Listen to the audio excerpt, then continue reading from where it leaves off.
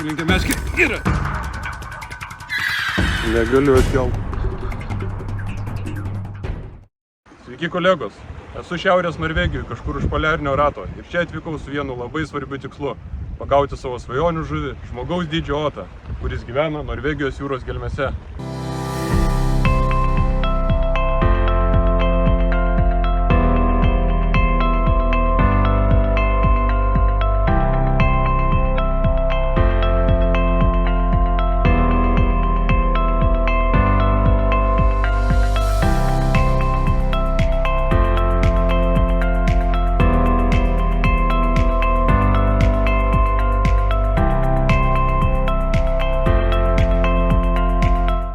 Iš pradžių atvykęs į Šiaurės Norvegiją apie otų žvejybą neturėjau jokio supratimo ir patirties. Vietinėje žūklės parduotuvėje nusipirkau vienintelį didelį masalą, kuris pasak pardavėjo buvo pats geriausias, padės jam suvilioti ne vieną didelį otą. Tiesa, su otais jau buvau susipažinęs nardydamas ir žinau, kad šį plekšnę panaši žuvis mėgsta gulėti didelėse lygaus dugno aikštelėse. Todėl panaudojęs batimetrijos programėlę lengvai suradau visas aplink esančias potencialias otų žvejybos vietas.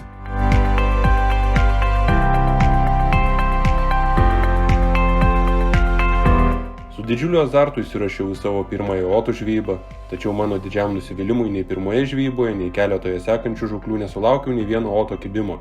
Ištraukęs tik keletą vidutinio dydžio menkių, supratau, kad kažką darau ne taip. Tuomet prisiminiau, jog gerokai toliau šiaurėje turiu pažįstamą užkietėjusį žveją, pagavusi ne vieną didelį otą. Po netrumpos konsultacijos telefonu su naujų užsidegimu vėl įsirašiau į žūklę. Ir čia pagaliau atėjo ta didžioji diena mano žūklės karjeroje. Nežinau, kebro ką tokį kabinau, bet negaliu atkelt nuo dugno jau pusę valandos. Meškerė perlinkus ir gal ištrauksiu. Kas man dabar papasakos, kaip man tokį monstrą į baidarę kelt? Kokių 50 kg.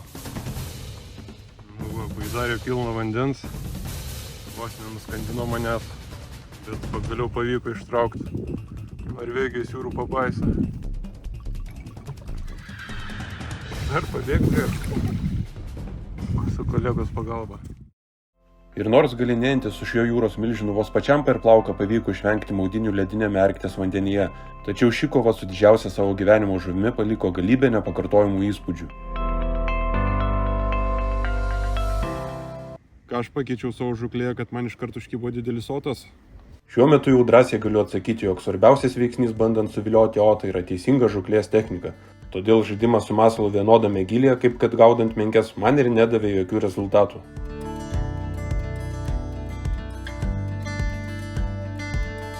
Žūklės technika gaudant otus yra pakankamai nesudėtinga. Užmetu masalą po baidarę ir laukiu, kol masalas pasieks dugną. Masalui palietus dugną, sukeliu jį apie 1,5 metro nuo dugno ir apie keliolika sekundžių lėtai judinu masalą. Tuomet vėl darau 3 staigius apsisukimus ryte, sukeliu masalą dar apie 1,5 metro ir vėl apie keliolika sekundžių lėtai dirbu su masalu. Tuomet masalą dar kartą sukeliu apie 1,5 metro ir vėl lėtai žaidžiam su masalu. Ir tik gerokai pakėlus masalą virš dugno pagaliau juo susidomi otas.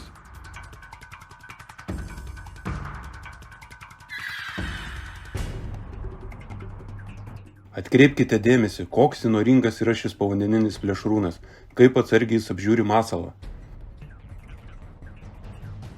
Čia būtent matome, kaip staigiai otas sureaguoja greitą masalo pakelimą ir pagaliau ryžtasi jį paragauti. O, kažkas atsargiai bando ragauti masalą.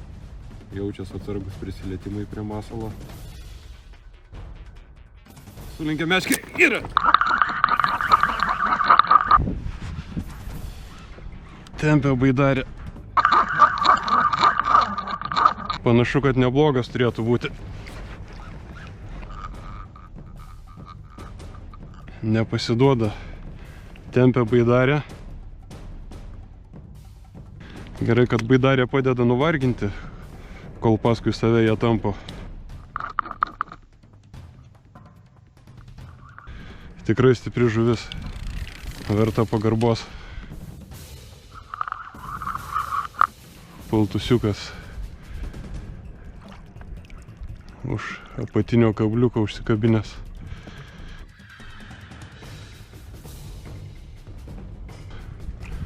Kaip man tave paleist? Dar pakovot nori. Keliauk į laisvę. Ate. Ačiū už gražią kovą. Kaip turbūt jau pastebėjot, žūklėje man ypatingai pasitarnavo prie valo virš masalo montuojama povandeninė kamera, kurios užfiksuoti vaizdai padėjo perprasti sudėtingą oto kibimą.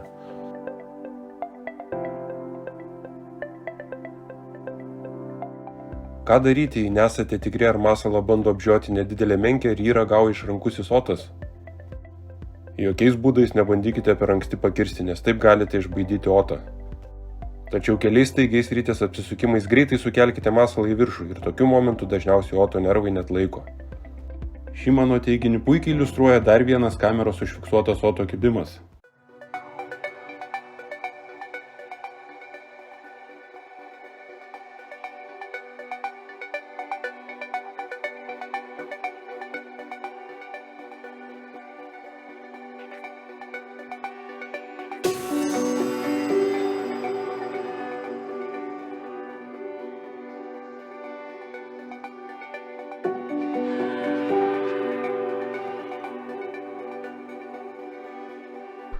Yra!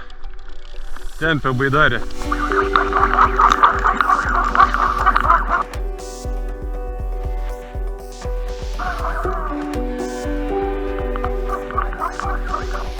Tempia baidarė, kaip koks veršis.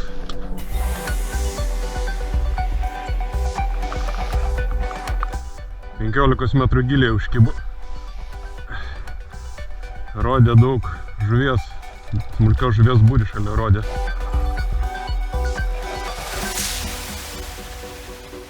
Nors be matyt, kokio dydžio maždaug įdomu.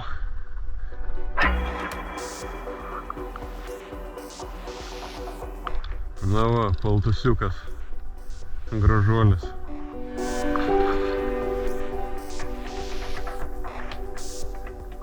Blemba, labai nestipriai užsikabinęs.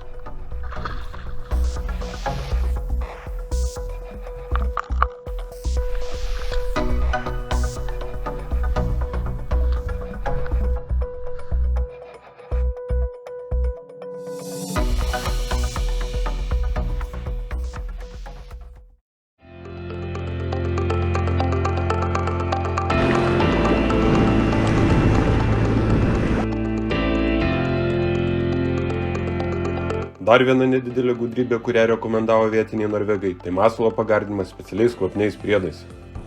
O tokiais padvėsusiais žuvimis mirdančiais kirminais norvegai papildomai rekomenduoja pagardinti masalą. Ir nors tokie priedai gali padėti suvilioti neapsisprendusį otą, tačiau mano nuomonė jie neturi esminės reikšmės.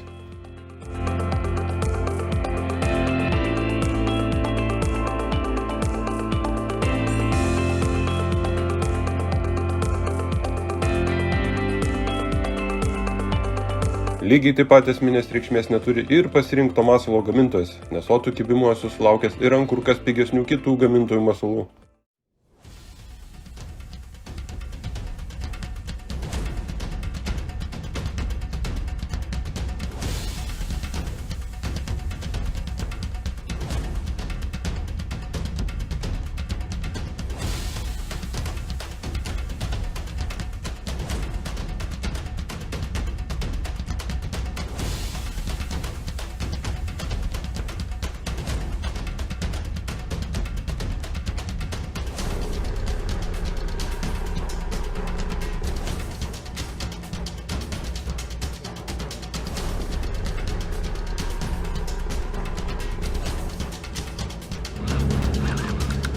Turiu oto kibimą.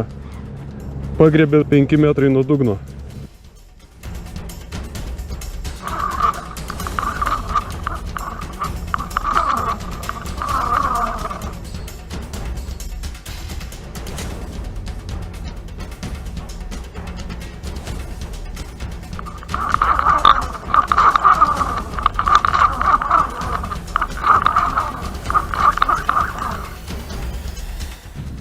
Tempia baidarį paskui save. O, blemba, atsikabino.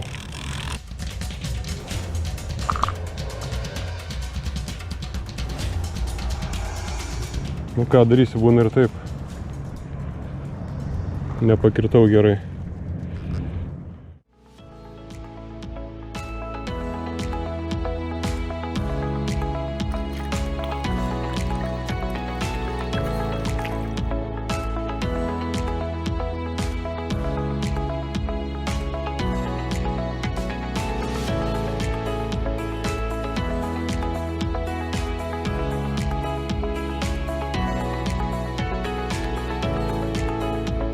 Po manimi yra didelė lygaus dugno plokštuma. Ideali vieta bandyti pagauti otą.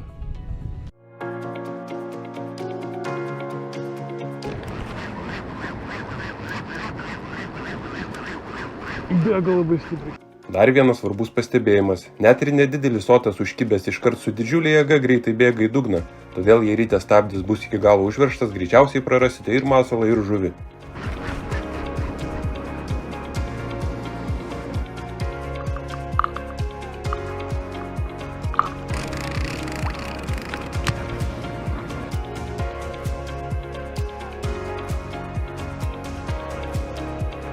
Nedidelis paltusiukas. Gražus. Gražuolis.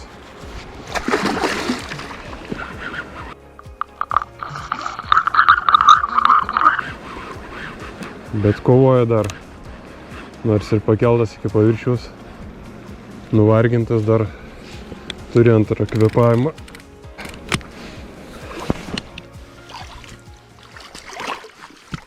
Jūs pažiūrėkit, kokios spalvos gražios.